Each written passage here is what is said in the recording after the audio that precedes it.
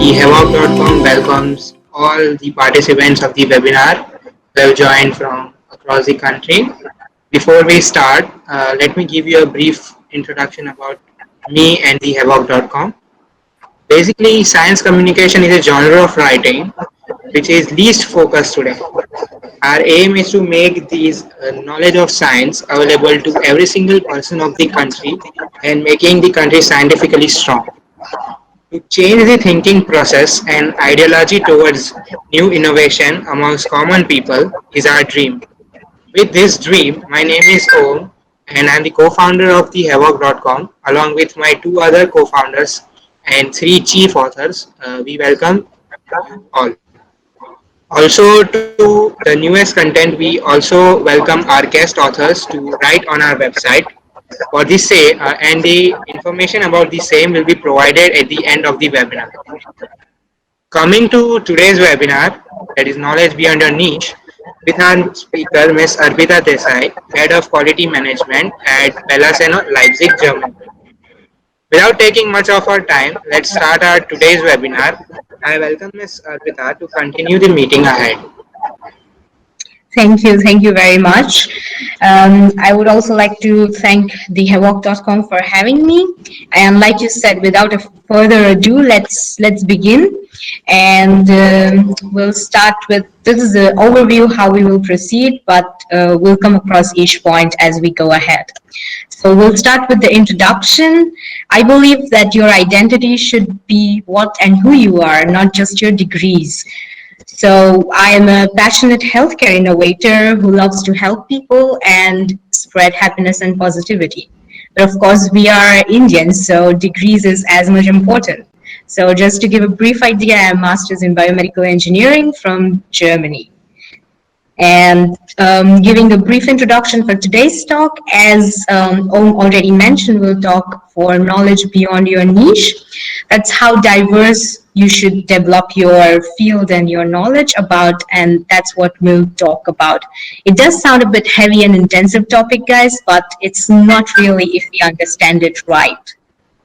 So, and remember, it's an interactive webinar, so if you have any questions, do not hesitate to just go ahead and ask. So okay, so your identity should be what and who you are and not just your degrees. Oh, that was nice. So as you talk about diversity in personality, how exactly have we evolved in past few decades and what exactly has changed from those times? Can you repeat about that? Yes, so that's what I would also like to give a brief idea. We won't go back to the times when we were surviving by hunting and so on. That's way too long back. Let's not go to that point. But we'll go to the points where we can reach out and we can have a real information. That's to the times from our grandparents or great-grandparents. This was a generation who had hard time to even have access to education. This was this generation that their life goals, their desire for whole of their career was just to have education. This was whatever education they could get. This was their blessing, considered as a blessing throughout. This was that generation. So if we think about this, then we have surely evolved if we compare the generation of our parents and grandparents, because our parents did had access to education, but it, of course, in our huge country depends on what kind of background you come from. So it could be diverse as well. But most of the people from our parents' generation had access to some kind of education, unless it was not accessible because of really small village or any other reasons like financial conditions and so on. But the point is that education was not just a life goal. It was something that was accessible compared to our grandparents' generation.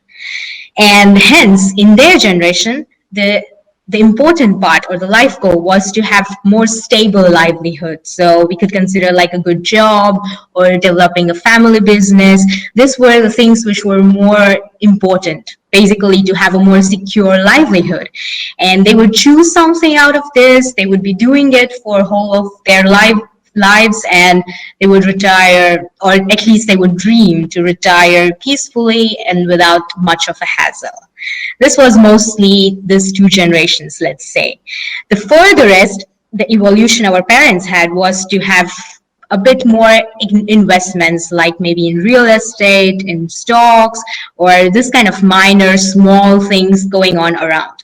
This was the evolution in their generation. The next was, if we talk about, is the generation of maybe your elder siblings, I mean my generation. For us, having education was basically quite common thing. That was the normal standard of living, that we had to have education, and that was like common thing. It wasn't of a blessing or goal like in our grandparents' generation.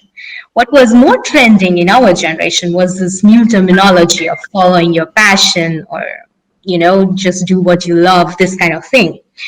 So for us, the new element here was, of course, to find meaning in our work, to have work that has impact in general in people, has some positivity, has some attachment to society, not just our career. This was the element that was evolved in our generation.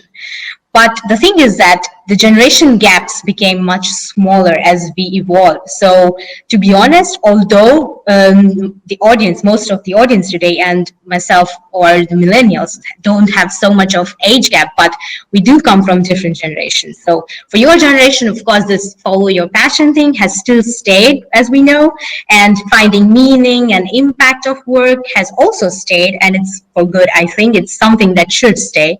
And what is the new element? It is the visibility. It's more because of the technology and globalization.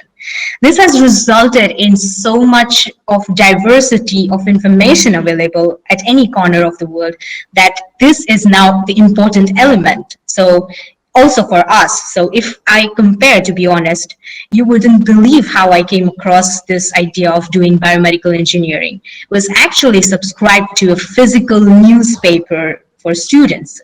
So that doesn't exist anymore. You are more like you just sit down and just Google, oh, what's new that I can do, and that's it. So that's how we have evolved. And that's why like changing times has affected that having this diversity and multiple options. That's the key thing now that we are also focusing for this talk. But again, coming back to this follow your passion thing, we'll focus more about this as well. But so far, if there are any points or questions, like I said again, feel free to just mention it or ask, write, whatever. Okay, so this is the time of centennials and zentinnials like us. Cool. So as we have evolved by great extent, how exactly one should pursue in his life? Like, are they dreams, or should we pursue our goals, or follow passion? What exactly it is about? Well, to me, I think our generation needs to be more happy in reality than anything else. But for that, it could be following your dream. It could be anything that makes you happy. That's the most important thing that people in our time needs to do. But talking about following your passion, well, when it was really trending, believe me, it was so confusing for us. We didn't knew what our passions were. What does it even mean? We didn't knew anything. And even if at some point after we knew what it was, we still didn't knew if it was okay to have that kind of passion or love for doing something, or if it was how you pursue next steps. No idea. It was completely vague thing. Follow your passion. What does it even mean? Because if you don't know, then you're basically discovering your passion, and this is what it really takes is a lot more perseverance, a lot more dedication than you imagine. So you normally have lots of thought to be passions in the beginning. That's what we realized during the course of time, that you think that you love to do something, but when you actually start doing it, maybe that's not what you really love doing, and then you try something new. That's the thing. And like finding out your real passion is something most important thing. I'm not going to talk more about that because I'm sure that has been covered by so many other speakers and so many advisors on this. So let's not focus on that. The important part now that comes is doing what you love and you'll never work for a day. This is something I come across a lot. But I don't really quite agree with that, because in my opinion, if you're really doing what you love, you're going to put in more than 1000% of your efforts and hard work, because yeah, you love to do that. So it's going to be natural. So this is important part here, that you understand that it's not going to be that you do something you love and you won't work for a day. I don't agree with that personally. If that's the case, then you actually might not love doing that, you know. But yeah, it's everyone's opinion. But I think that if you really love, then you're going to put in your blood and sweat into it. You're going to do 1000% of your effort every single day, not just some day, every single day. And I'm speaking this from my personal experience as well. So the point here then is, you really need to follow exactly your passion? I don't think so. In my opinion, discovering your passion is really important, for sure, totally agree. But that doesn't really mean that you have to exactly follow it, or it doesn't mean that you choose to do it for whole of your life. It could all be three different things, or it could also be same. I'm not saying can't be, but the point is, you could really love doing something, but realistically speaking, practically speaking, that might not be something you want to do for whole of your life, you know? For example, if you really love to eat, are you going to do that for whole of your life and not do anything at all? No, that doesn't work that way, right?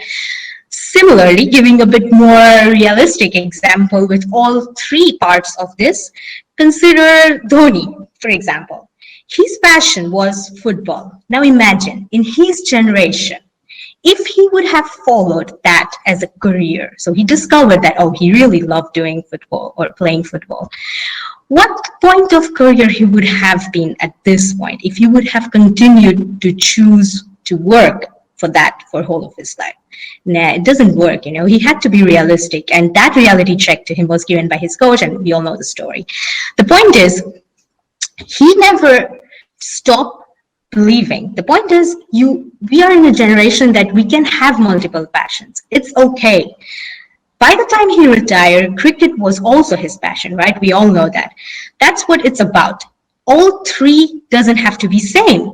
The important part is that you make sure that whatever you choose to work, that is something you use your passion as well as a strength to drive it, to make yourself successful. So he, of course, still had the elements of football and goalkeeping in it, and we all could see it when he was wicket keeping, right? So that's the point. He used those parts as a strength, because that was something that was beyond his expertise. He was a cricketer, but he used these techniques which were beyond his expertise, which was his passion, right, for applying it to make him stand out to the other wicket keepers. So that's what I mean, that discovering your passion, following and choosing what to work for life, all three doesn't have to be same. The important part is all three must be so interconnected for yourself that it becomes strength of yourself. That's the important part in my opinion. And when talking about developing your expertise, that's to discover, that's what following your passion means, to actually develop your expertise, develop your niche. So we'll talk about that as well, but I hope that this is my opinion, but you can think about it yourself. You can have your own definition. That's the good part of our times, because there is no restriction. That's the whole great thing about our times. So old is gold is no more, guys. Follow your passion is outdated, people. So, Miss Arpita, how you see today's centennials should develop their niche if passion is just the first step, like you said? Sure, just call me Arpita. That's fine. You don't have to be so formal. It's okay. We are all the same here. And to your question, it's a good question. And I think I would share my opinion that to develop your expertise, the first thing is to escape the herd mentality. This is, again, the very common old quote that has been used forever and ever.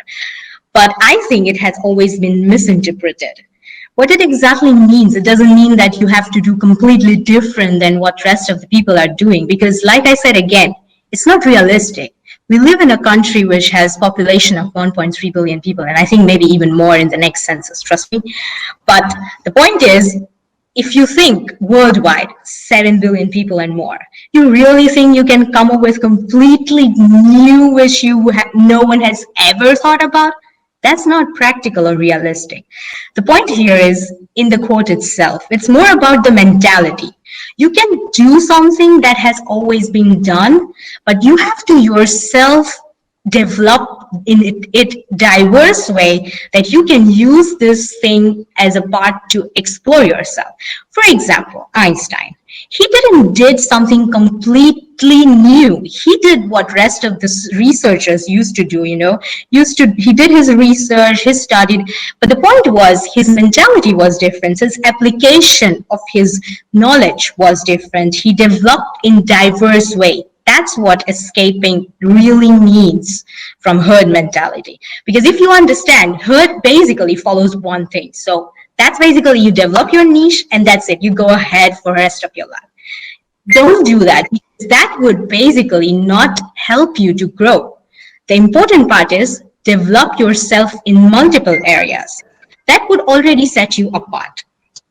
And I think that's what actually having escape from herd mentality means, to diversify your scope so that even if you're doing something which is what everyone else is doing, you still have other leverages to set you apart. And the other important part is to explore. I don't think you can grow without exploring. If you explore, only then you can figure out what you would like to make yourself diverse in. And sometimes, like we talked for the passion, you don't really know always that this could be. You can love doing something, but you explore something new and you can also love doing that. So that's why exploring is really important. I can give you my example. For when I was supposed to work for an internship, I was so excited because it was like a dream internship. It was at Max Planck. It was for this really new device, which was for medical brain signal analysis, which are less than 50 in entire world. Sure, it sounds so cool and everything, but when I actually started working, I realized maybe it's not my kind of interesting thing. So it could be interesting for someone else, but I didn't like it. So that's why I explored another part of my study. And that was at another institute. It was completely different. It was for different kind of materials which were used in biology and healthcare. And that's what kept my motivation and kept my drive. And that's why I went ahead and did thesis. And that's how I developed my expertise in this. So now if someone asks me, then I can tell that, okay, yes, my niche is in biomaterials. That's the field that I expertise. But the thing is, it wasn't figured out at first point. The point is you need to explore. This is something that we need to understand as Indians or Asians in general. It's okay to fail. It's okay that if you start something and at some point you realize, okay, this is not something I love doing. That's the thing that we have evolved from our generation. Until this point, it wasn't okay. If you start doing, you have to finish it. It's unacceptable to fail. Well, that's not the right attitude. You can't start something and then you realize you don't love doing it or you can't do it for whole of your life. That's why you need to explore until you find something that you can really develop your expertise in. And that's how I think you can develop your niche. And I don't think that's something new that I'm saying, but the thing is, we always think that it's how it should be, but we're always afraid to do it. That's why you need to dive into it and just keep going. That's what I think. That's how you can develop your expertise. And then would be the next steps, that how you establish different skill sets that would be complementary to your expertise, like we talked, to set you apart, to escape the herd mentality. So we'll talk about that as well. Okay, so that was very enthusiastic, especially the Einstein point. It was quite interesting. So to summarize that slide, I could say that it was escape, explore, and emerge, the 3 E's. Okay. Could be, yeah, that's a good summary. I quite like it. Okay, so can we have a detailed talk about that? Like, I really want to know more about that. Yes, for sure. I'm sure the rest of the audience as well. And I think that's what we're going to talk, the main talk is as well about. Like I said, once you have your expertise, you can't stop there. You have to keep growing, keep learning new things. Because like we discussed since the beginning of this talk, that with the technology and globalization, everything is changing every single day. Every day there's something new coming up, some new innovations, people working in some new field, in some new products. Every day there is something new happening. So you can't stop yourself after you know that you have developed your expertise. That's just gonna lag you behind. And the point is here, again, not competition with someone else, but the point is here that it's more inevitable now than ever to make yourself diverse. And the basic way to do is continuous learning process. There's no other way. And I don't mean this just in specifically for scientific or engineering or medicinal kind of career. It applies to any kind of career you would think. And like the next step would be, as I mentioned previously as well, you need to find the right skills that would complement your path or your passion or your niche, whatever you have chosen to continue to work for your life.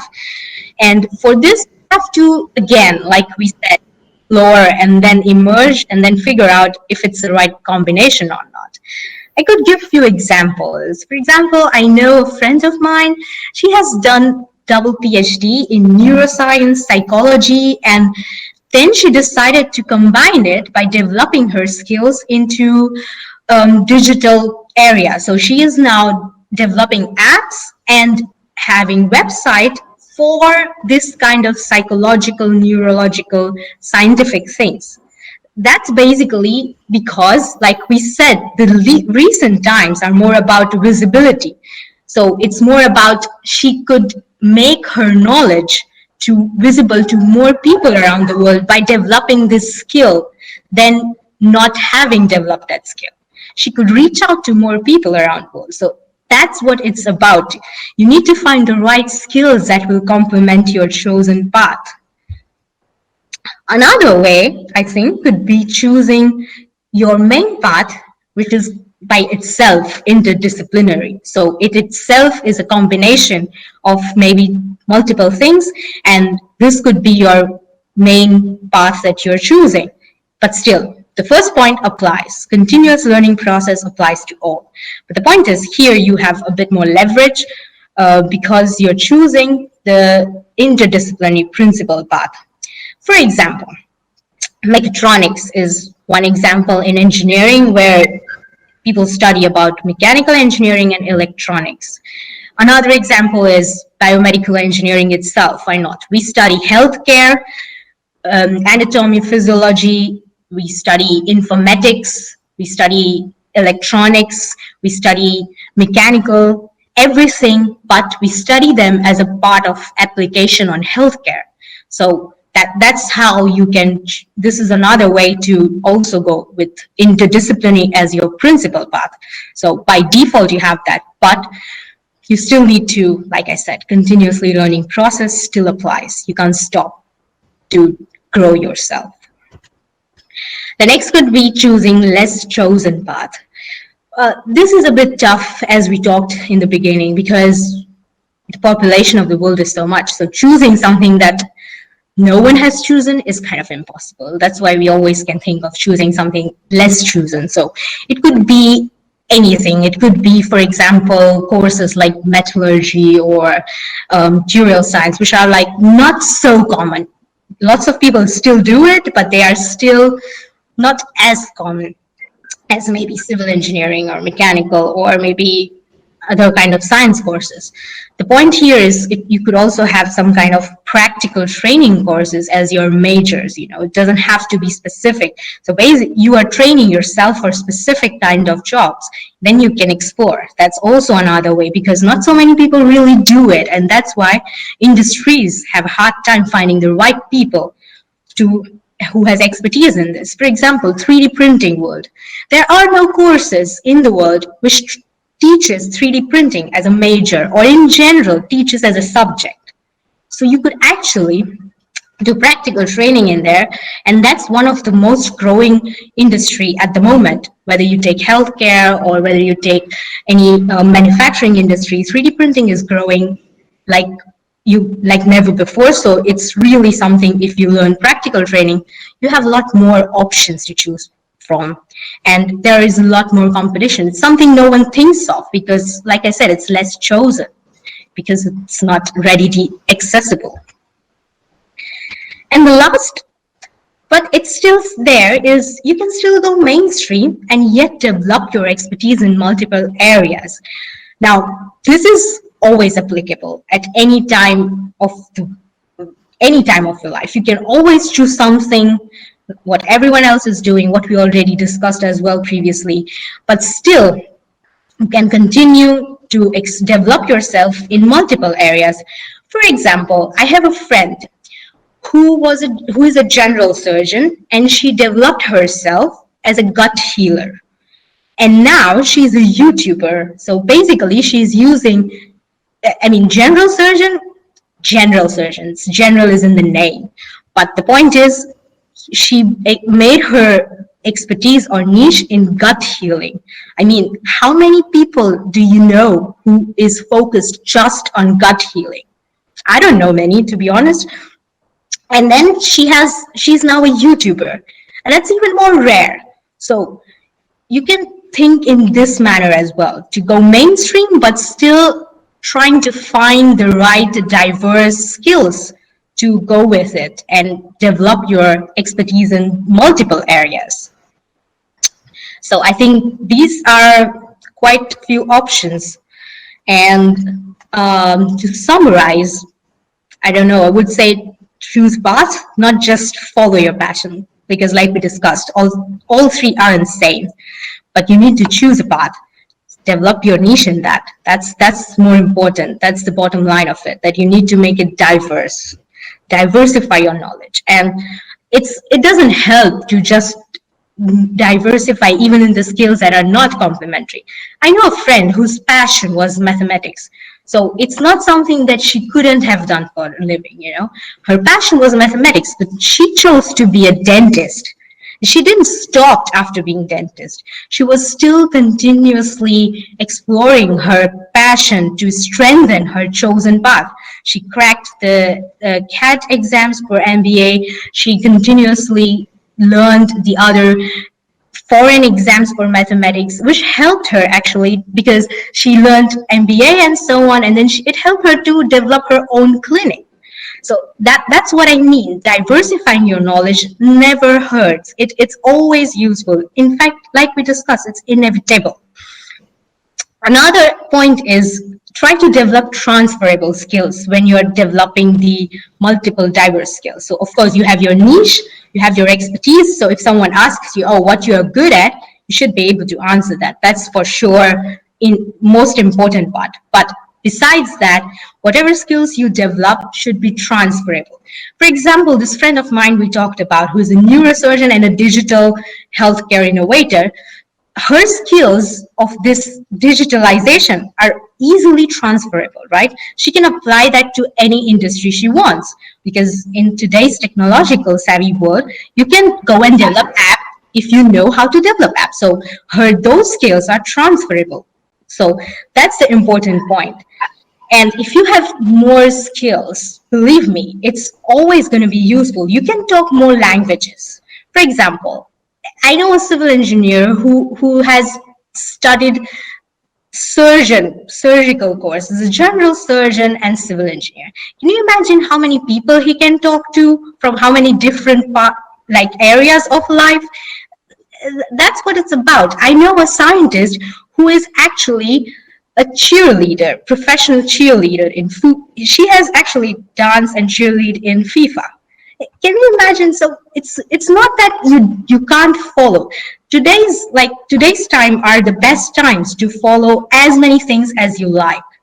And as we discussed, the important thing is it should keep you motivated. If it doesn't, you might have to change, and that's fine. It has never been easier to change different paths and have multiple options than now. And when I talk with my friends, there's a lot of time people tell me, oh, I don't have enough time. And that's not true. That's never true. Not having enough time is a myth. Let me tell you an example of one of the mentor. He has double PhD in biomedical engineering. He was doing economics and finance before, so he has a master's in economics and finance, and he completely changed to scientific field, did PhD postdoc. He has a sailing license. He's a licensed sailor. He has 2 startups in programming. So he also knows that he can do statistics, analytics, and he is also good at doing animal studies. So basically testing products in animals. So, and he's below 30, let me tell you. So don't tell me that you don't have enough time. It's never true. So make sure that you make yourself as diverse as possible. But before that, of course, you need to know what you are. Like, if someone asks you what's your expertise, you should be able to answer that. That's also important. But yeah, that's, I think, the overall opinion from my side about this topic. And as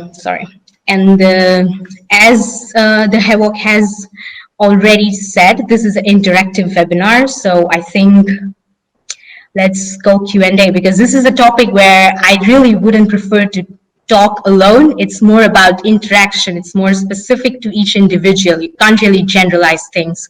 So it's best if we can talk, and if you guys have questions, we can interact. I think that's the best way to explore this topic.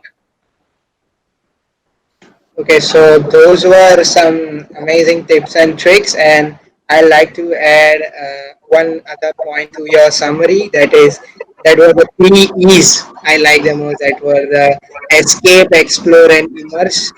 Like, they were very nice, and I'm sure that many people have their questions just like me coming out of their minds. So let's have the Q&A session with the audience. Sure, let's go ahead. Okay, so there's one question from Ankit Patel.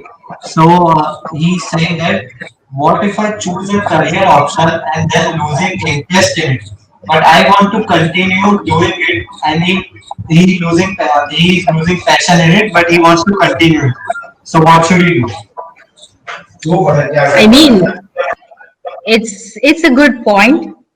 It's up to every individual how you want to decide how your life takes turn. So if you lost passion and if you still want to continue, then at least in my opinion, I don't really think you have lost passion completely. I think what might be the case is that there is nothing new that you're learning, and that's why you get this feeling that you have lost the passion. So maybe exploring the other areas of that particular field, whatever it is, might be helpful. Or it's always also very helpful if you can find someone who is like expertise in that field, who has experience in that particular field for ages, because I'm sure that someone who has worked in the particular field for 30 years would have came across that kind of stage. Everyone does. Like, it's not that you love something and it stays there forever. It doesn't happen. You have to work on it. So I'm sure that this kind of experience, people would have come across this kind of stages in their career. And like I said, in today's time, you can easily reach out to them, and people do help out. Myself had this kind of stage, and you can find this kind of experienced people maybe on LinkedIn, Glassdoor, this kind of platforms, and reach out to them and talk to them that this is your situation or stage in your career, and you can ask them if they had this kind of similar situation, or if they have some ideas that they considered for their career at that point, to explore and know that, okay, maybe I can take a turn around this area. So you don't have to completely leave what you are doing because you want to continue, right? You can just maybe take a little bit of sidetrack to get back your passion. This could be one way. Or yeah, or you can diversify. As always, that's my favorite thing, really. You can diversify, and that could bring back your passion as well. Because like I said, this friend of mine who's a neurosurgeon, after 2 PhDs, she was in complete depression, to be perfectly honest. So she needed to get back. She really loved doing what she was doing. So that's when she took this digital aspect to it. So there are various ways, and with the technology, it's even more easier. I hope that was what helped the person, Agif Patel, you said? Yeah. Thanks Okay. for the advice. But my Okay. thoughts are always bouncing towards one thought at that. Yeah, then that's what I said. Then you might not have completely lost the passion. You just need to reignite it. You need to find the aspects, because none of the fields that we choose are ever one track. No matter what field you choose, there are so many options. Whether you're choosing commerce, whether you are choosing sports, there are always multiple sub branches within them. So maybe you can explore one of those parts to get back to what you love. So this could be one way. So it's basically like diversifying and exploring other fields may rekindle the passion in the field you have chosen. That's right. Now I had one question personally. So in the slide you said that the Sentinels have multiple passion and it's a common thing in today's world. So when we have multiple passions, we can't uh, we can't put the effort and 100% energy in all the areas. So how do I choose only one passion from that multiple passions? That's a good point. Sorry. Like I said, it's a bit tough to decide and have everything figured out from the beginning. It's not realistic. It's not practical. You will have to work on multiple. If you have multiple passions, and you will eventually work on different passions individually, and at some point you will have to give up the rest to give your 100% to the other one.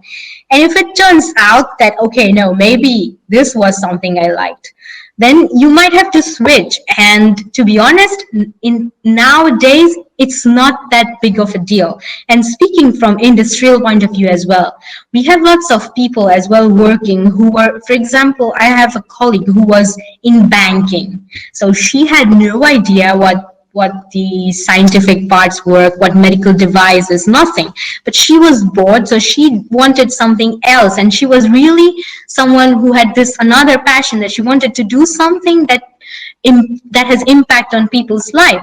And then she started working for us. So until you actually give 100% to each one and try out, it's hard for you to decide anyway. I mean, not just you, but anyone. Without actually working on it, you can't really decide. So maybe you can have some kind of plan that, okay, for this many months, I work for this particular thing and give my 100% to that, and then see how it emerges, whether you like the idea.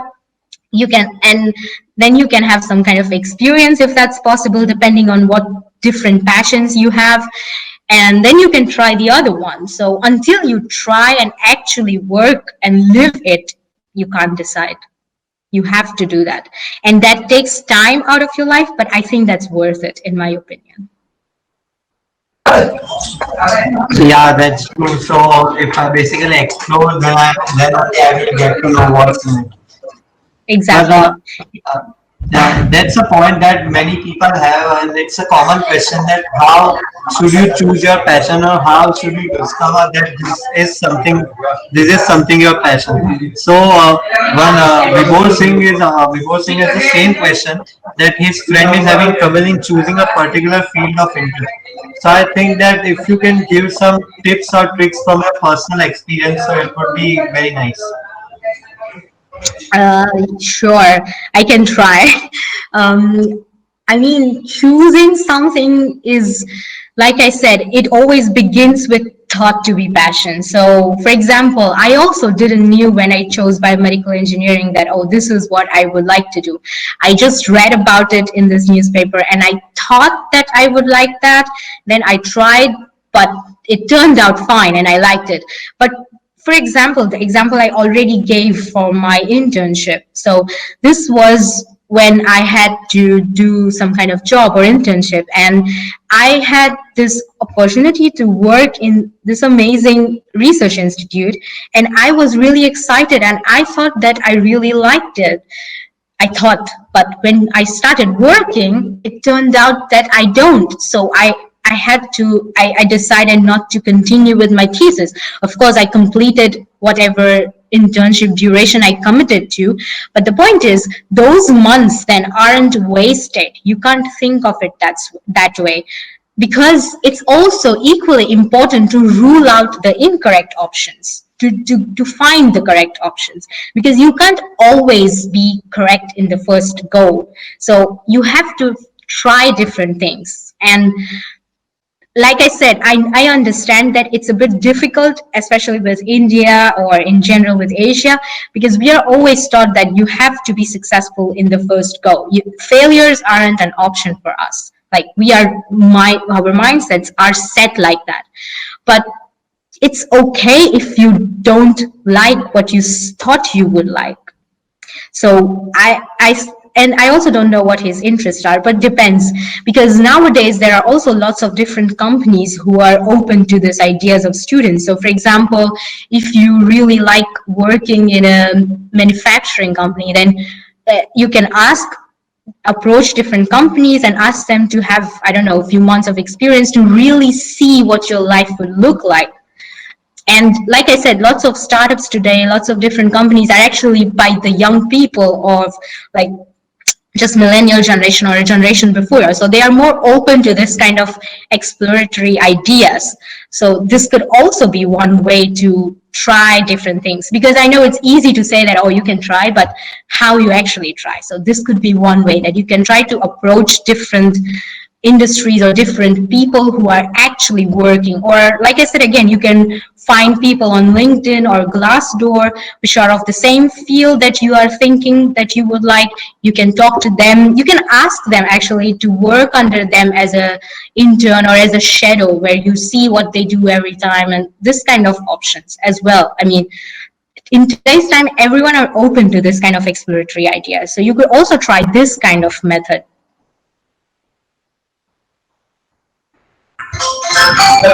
Yeah, so it's true that we have the hardwired mentality of we have to succeed in one shot only and we can't fail. So we have to first overcome that mentality and then we can start exploring and study new things.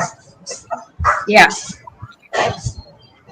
I know it can be a bit difficult to also do that and talk to family about this, that, okay, I'm not doing anymore. But remember, you have to live with what you'll be working throughout your life. So it's always worth it to take the risk.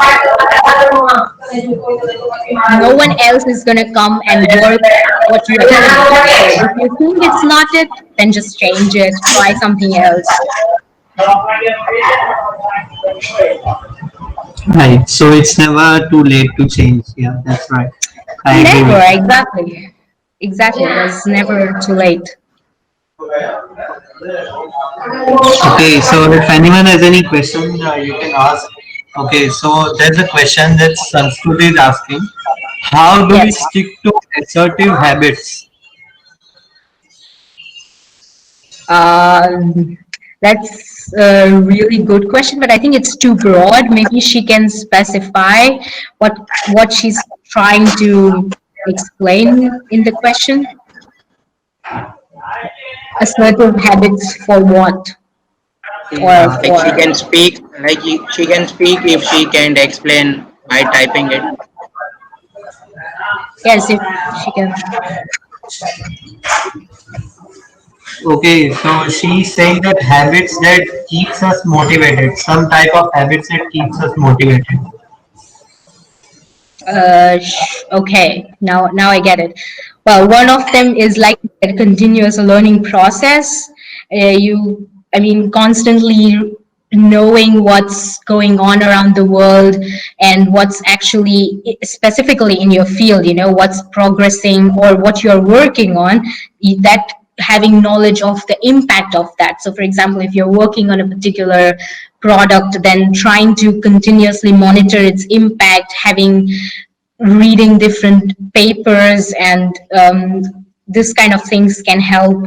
And also always trying to learn more and more always helps, like reading more new articles about your particular field or chosen path, so you know that okay, this is not something that's no one is caring, for example. Because if we know that what we are doing, like I said, the elements that are important for us are that it's really impactful and there is some meaning. So most of the time, if we know that what we are doing, what we have chosen is creating some kind of impact, then we are always motivated, at least as per what I believe. So if you see that, okay, what you're doing has some kind of impact, positive impact on society or on people, that is always going to help you increase your motivation, in my opinion. At least that works for me. Or if you see that there is some kind of meaning in your work that you're doing. So that's why if you're reading more things that are happening around the world of the same field that people are working and has impact, which is helping society change in a positive way, that can help you keep motivated. So this could be one way. And also, like I said, talking to people from time to time about who are experienced about your field can also help, because this is another thing that needs to be more encouraged, that you don't always have to meet people in person to talk about your motivation. So you can talk to different people around the world. You can ask their opinions on the field's growth. This kind of things can also keep you motivated. We have to think in a different way now than it was before. Just doing something like before won't just keep you motivated. We have to really put in effort, and it's not so difficult because of technology and globalization. You can talk to some expert, I don't know, in any corner of the world about your work or about your interest, and if you read about their work in different papers or in different press releases or this kind of thing, and then you see that, okay, their work is making impact, so the path you have chosen is not completely waste, or that keeps you motivated throughout, I think. Okay, so she basically you have answered her whole question. She's saying well explained. Sorry, please, I couldn't hear your last part. Okay, yeah, yeah, she got the point you were talking about. And by habits, I remember that quote from the book of Atomic Habits. So it was saying that habits are the compound of habits are the compound interest of self improvement. So right, if you make habits and you stick to it, then you will surely improve. Yeah, I mean, I'm not gonna say the general things people have already said 10,000 times, like do meditation or do exercise. Or that are the common thing that for sure helps you in a positive way in your health and so on. But for your career, you need to make sure that you are up to date what's happening around the world in that field, and that has positive impact. That for sure at least keeps me motivated, that okay, the work that I'm doing has a meaning and it's impactful in a positive manner to the society. So I'm making some change. It doesn't have to be direct change, but there is some change. I'm working in the same field, so this keeps me motivated at least.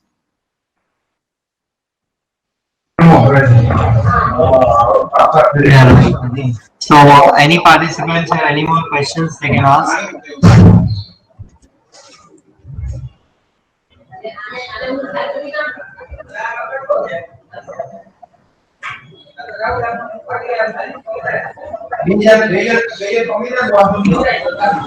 Okay, so one participant is asking that what is the role of foreign education in grabbing multidisciplinary knowledge?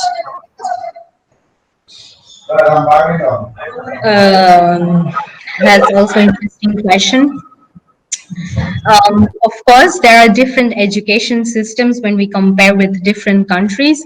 So it could, of course, broaden your horizons if you are having some kind of internships, maybe, or some short courses or even long courses, depending on what your fields are in different countries. And I think it's very important that you at least have one experience outside your own country, because this broadens your self and your horizons, not just career wise, but also personally. So I think that plays a really important role. And talking more specifically on interdisciplinary courses, it's of course great. You can of course choose that, but it doesn't necessarily always have to be interdisciplinary as well. So it depends what you are choosing and what complements it. So, of course, interdisciplinary courses are good, and you still need to have the same kind of diversity developed, even if you choose that. But speaking about the experience of interdisciplinary courses in foreign, it depends on, like I said, what country you're choosing to go and what is the market over there for that particular course. So you need to research all those things, that how is that particular field taken in the market of that country, and what's the universities, professors, how they are, what are their interests, and how they are normally interacting with their students and so on. So you can get this kind of ideas by talking to people from that particular course that you're planning to go, maybe, or yeah, your alumni of that particular university or courses. That could also give you more specific idea.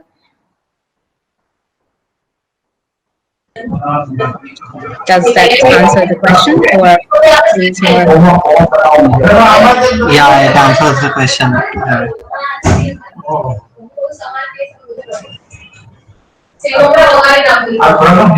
Okay, so he's also asking that what role does multidisciplinary knowledge play in grabbing foreign education?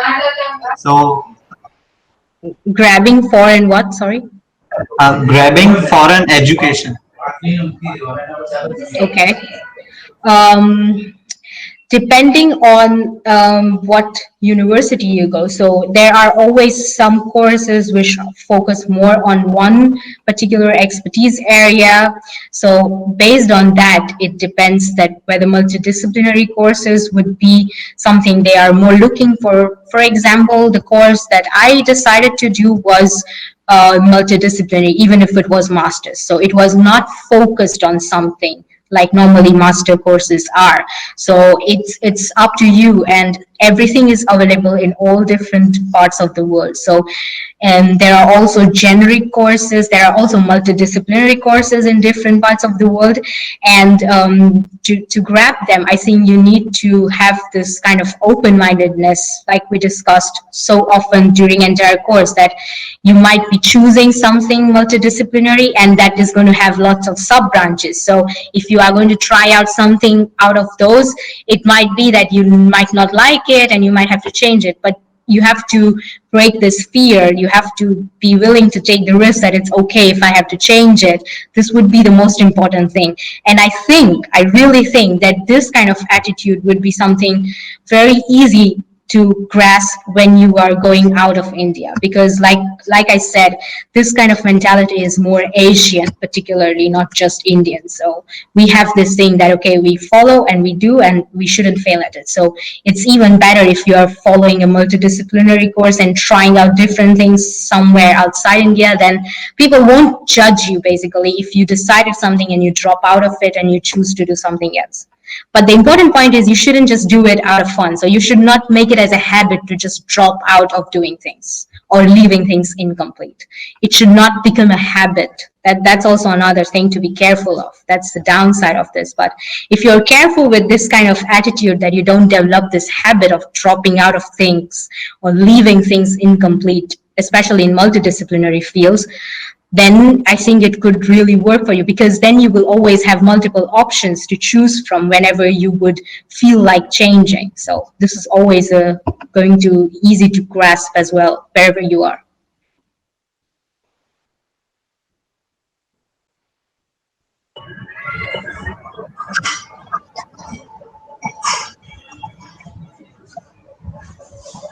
Okay, so does this answer your question, Umakant? Please go ahead if there are more.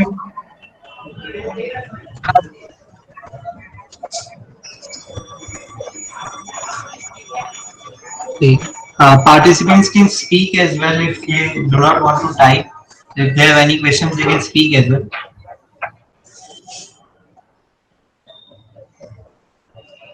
If there are still doubts, please go ahead. Don't hesitate, because this are really important topics. So just go ahead. Don't hesitate.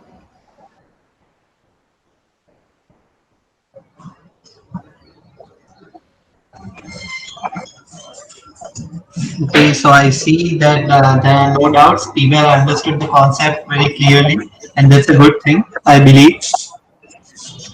I'm glad. So, since there are no more questions left, we can end the session here if you want. Sure. Then thank you very much. Firstly, of course, once again to Havoc for having me share my thoughts on this. It was a great honor and pleasure working with all of your team members. And I wish your team a great success. You guys are doing perfect work on specifically for this talk, I would say, to always have these new articles on the edge that's happening in science. So that's a great work that you guys are doing, and big thanks to each of the participants. I wish you all a great future endeavors and success with your future challenges. Okay, so yeah, that's a very flattering compliment for the Hello guys. Okay, so I would like to extend a vote of thanks and a special announcement at the end. And first of all, I would like to thank the speaker, Ms. Arpita Desai, for providing us with this wonderful informative presentation and taking time out of a busy schedule. And I would also like to thank all the participants for keenly listening to the speaker and making this session interactive. We would also be providing the participants with the email ID of the speaker and the Havoc where they can contact us if they want, if they have any future queries. And now moving on to the special announcement. So the special announcement is that the Havoc is accepting guest posts all over the world at the moment. And if you have any piece or article that you want to submit, you can get to our site and you can contact the form and you can submit your article there and you can get featured on our website. Also, you can also you guys stay tuned.